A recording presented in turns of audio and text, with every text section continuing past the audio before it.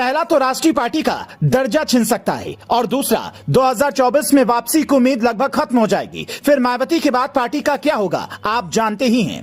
इसलिए मायावती ने अपने राजनीतिक इतिहास में पहली बार निकाय चुनाव सिंबल पर लड़ने का फैसला किया। इसी से मायावती की राजनीतिक मजबूरी को समझा जा सकता है। वो रसातल में जाती पार्टी के लिए एक तिनका ढूंढ रही हैं। अगर इसमें वो कामयाब हुई तो बीजेपी के लिए फायदा का सौदा हो जाएगा और अखिलेश यादव के लिए लंबा नुकसान। कैसे वो भी समझिए।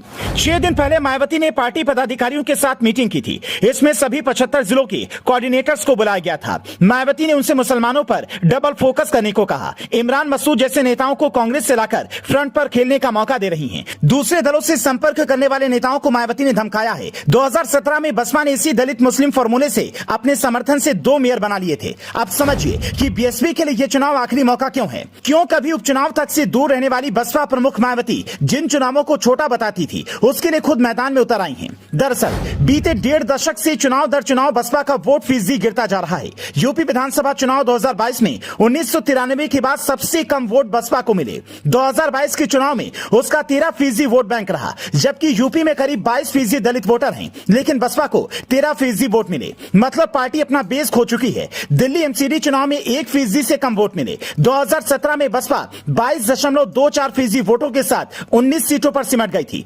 2019 के लोकसभा चुनाव में वोट फीसदी में इजाफा नहीं हुआ, लेकिन सपा से गठबंधन का फायदा मिला और 10 लोकसभा सीटें जीती।